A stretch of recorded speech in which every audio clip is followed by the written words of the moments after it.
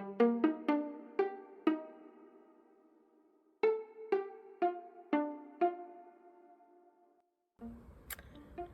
guess we're just gonna go for it. Hi everybody, Rad Mom here. Welcome back to the garden for the first time in a while.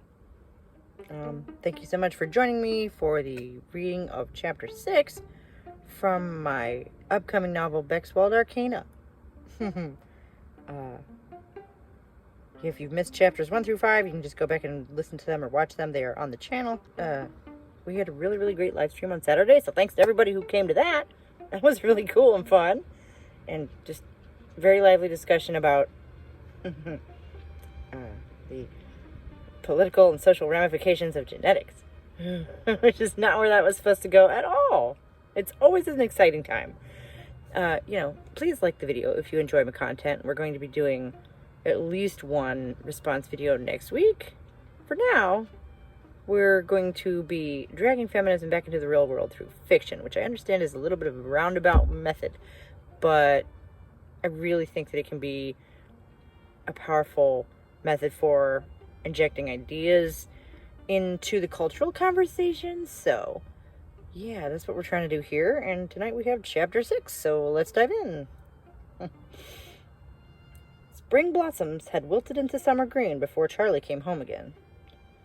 Mrs. Loftus propped the deep leather suitcase open across my settee, her striped skirt bobbing and billowing behind her as she crisscrossed the room, piling things into it.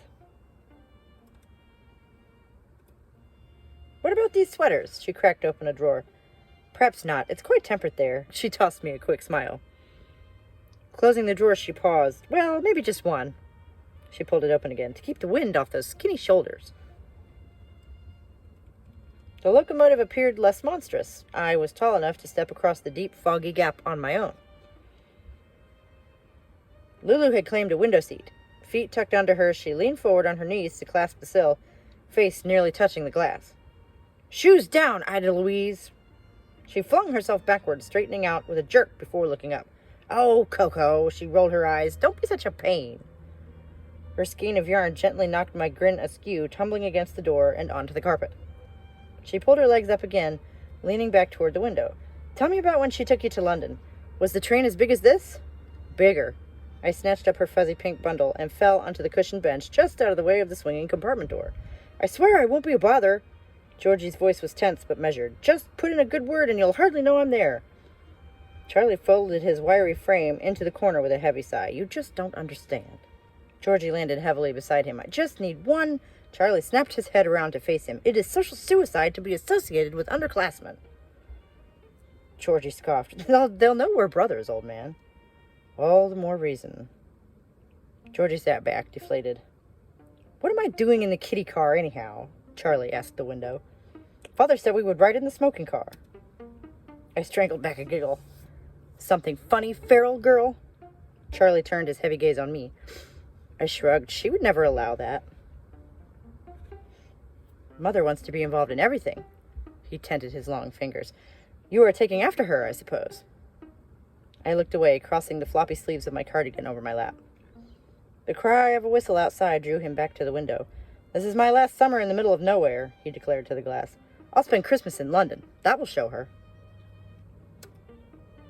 I tensed as shouting voices meant we would be moving any second. There was a tug at my elbow. Lulu's eyes and mouth were wide. Little fingers dug into my arm as we lurched toward the boys, then back against the bench. Here we go, she giggled. The locomotive slowed almost imperceptibly at first, puffs of steam breaking hard rays of afternoon sun as its long body slid alongside the platform. We jerked to a stop. Lulu bounced through the doorway and I followed. Bigger than home, clusters of black hats were like minnows in the flow of the crowd. Stepping back across the gap, the platform swayed with invisible waves beneath my new boots. I wobbled after the others, following a thin young man in a dark blue uniform. He led us through the sea of faces, under the long, shadowy station with ticket windows gawking blankly at it all. On the other side, a carriage waited by the curb. Hurry now, Mother beckoned from inside. We'll be there for supper. Charlie folded himself next to Father, Georgie close behind. Lulu climbed up beside Mother, careful not to ruffle her skirts. I squeezed in behind, the door was closed, and we were moving again. Mother clapped her hands through white linen gloves. Not long now. Green hills like the backs of giant turtles rocked us gently across the countryside. Lulu held back a yawn, her eyelids slipping as she settled against me. I listened to her slow, even breathing as the edgeless fields blurred into one huge turtle swimming against choppy waters. The probing beam of a lighthouse melted into the glow of street lamps. Keeping still, I saw Mother silhouetted against the open window, nearly leaning out of it.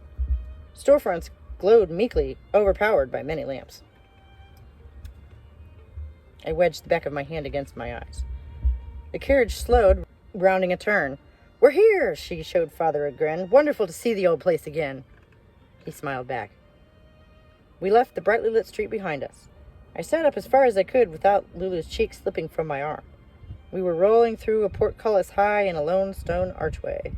Ahead, a broad circular drive lounged across a flat lawn, white gravel glimmering in light from the great house crouched on the far side. Making a neat stop before the big steps, the driver stayed in his perch while we were surrounded by a swarm of men in red uniforms. I stumbled on stiff joints against a cool breeze wafting from the open front door. Blinking in the front hall, I could make out bright colors running up every wall to a distant ceiling. Painted trumpets sounded silent fanfare, calling many robed men with torches. Noble steeds pranced beneath angels circling above. A gray figure appeared at the top of the stairs. He made his way down and into the light, gray waistcoat and whiskers floating past the vibrant heroism until he was crossing the checkered floor towards us. "Livy," he smiled, taking Mother's gloved hand. "Billy!" She thrust his hands aside, throwing her arms around his neck and leaning up to kiss him. "So good to see you." Falling back on her heels, she smirked. "You look awful." A little smile showed behind his whiskers. "You're no better. Such a sight. And those children." He swept an arm towards us. "What have you done to them?" Her sharp laugh echoed off the stone and plaster. "They just keep on growing, don't they? I'm at my wit's end." Bill shook his head. "You feed them too much." Another ringing peal of laughter. "And what of yours, William? Not here to greet us?" His hands found his hip pockets. "Due back last week, actually. But she will have to come home sooner or later." A red uniform approached, leaning in to whisper in his ear. "The East Suite, of course," he replied aloud. "Plenty of room for the girls, with the boys on the other side." "The girls?" Her white glove burrowed into the fabric at her hip. "Where will Augie and I—" "The guest suite, naturally." Bill turned back the way he had come. "Much better for, married couples, you know." Mother followed on his heels with Father close behind. Charlie and Georgie trudged up together, faces downcast. Lulu clung to me while I clung to the banister, our new boots sliding on the thick carpet. And for some reason I cut the chapter there. I thought I made the whole trip to, the Uncle's House one chapter, but I did not. So, that's that. It's a short one tonight. Please tune in Thursday when we will have chapter 7, where, we meet a new character. Actually, several. So, we're going to meet the cousins on Thursday. So please tune in for that. Like the video if you enjoy my content. And please come back next week for more political response videos. And Saturday at 11 when we will have our very lively live stream, as it always is. And subscribe to the channel because we are working from every angle to drag feminism back into the real world. And I'll see you next time. Thanks a lot. Bye.